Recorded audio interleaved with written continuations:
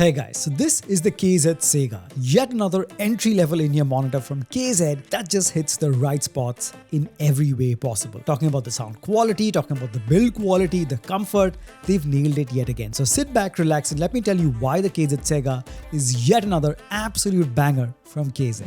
Now the unboxing is pretty simple and bare bones. It's the typical environment-friendly packaging that you can expect from KZ. Inside the box you get some paperwork, few pairs of different size silicone ear tips, the oxygen-free copper cable that has 2-pin connectors on one end. Now the version I have comes with an inline microphone with a multifunction control button, and it ends in a 3.5mm audio jack. And of course you get the KZ Sega in-ear monitors themselves. Now, as for the specs of the KZ Sega, so the version I have is the base enhanced version, and you also have a balanced version as well. Now this packs a single dynamic driver inside and has an impedance of 23 ohms. So once again, these would be categorized as low impedance in-ear monitors, but as always, if you want the best audio quality that these can produce, I highly suggest that you do invest in a portable DAC. Nothing too fancy or expensive, just something that can make sure that these can perform to their full potential, giving you the full range of the sound, the absolute volume that they can produce, and what you get is just the best audio quality possible.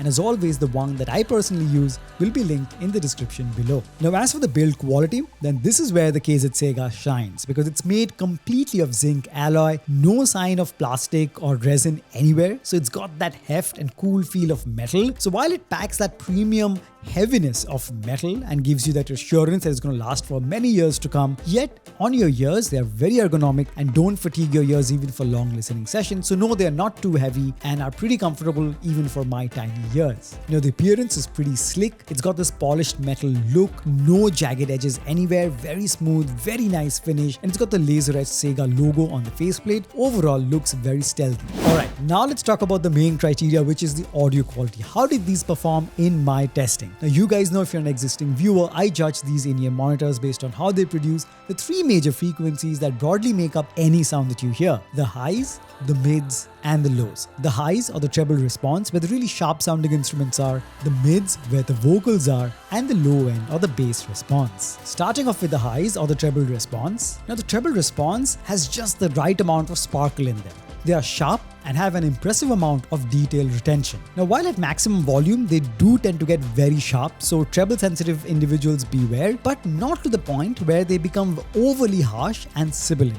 Now instruments that fall into the higher frequency range are very well spaced out and distinctly audible. Now while they're not the richest highs that I've heard, they are quite airy, have that sparkle like I mentioned, have enough clarity, so it makes a very good pair for most casual listeners. Next up we have the mid frequencies where the vocals are. Now the mids are moderately bright with a tendency to push the vocals forward. Now this is a good thing in most cases because this makes the vocals sound distinct and they don't overlap with any instruments in the mid frequency range.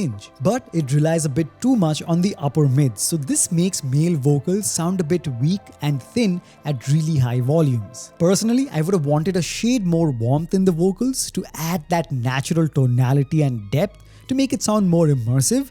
So a little bit of assist from the lower mids would have kind of made that perfect, but that is exactly what was missing in most tracks that were vocal heavy. Now instruments that fall into the mid frequency range have an acceptable level of clarity, but they're not the richest that I've heard. The problem I have here is that the decay of the instruments in that mid frequency range are not the smoothest. They're a bit abrupt. However, they are well spaced out from one another and don't overlap with the vocals. And finally we get to the low end or the bass response. Now the low end on the KZ Sega is very impressive. It's got a very deep and powerful presence. The bass has a lot of that mid-bass slam, making it punchy and deep, and depending on the track, it's also well capable of producing the rumble of the sub-lows that makes it sound more immersive and adds depth. Now while the bass maintains its separate lane and doesn't interfere with the mid and high frequencies, however the texture of the bass itself could have been cleaner. But again, this is me getting into the nitty-gritty details. For any casual listeners or a beginner into the realm of in-ear monitors, the bass response is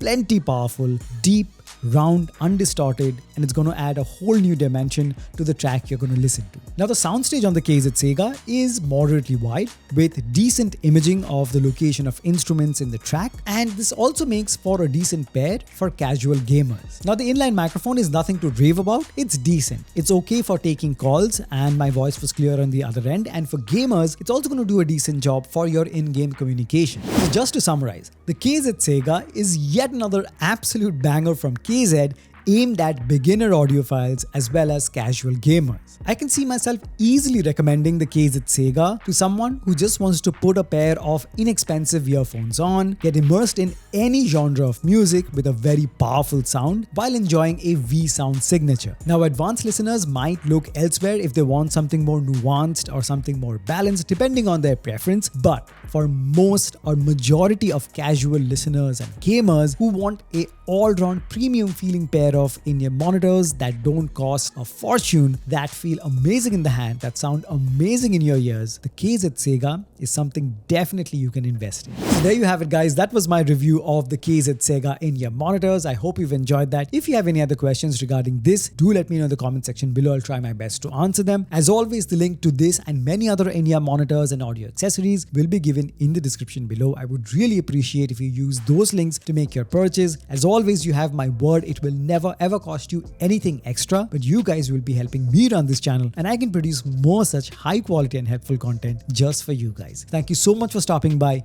Make sure to smash the like button, subscribe if you haven't already, share this video with your friends, and I'll catch you guys very soon in the next one. Cheers.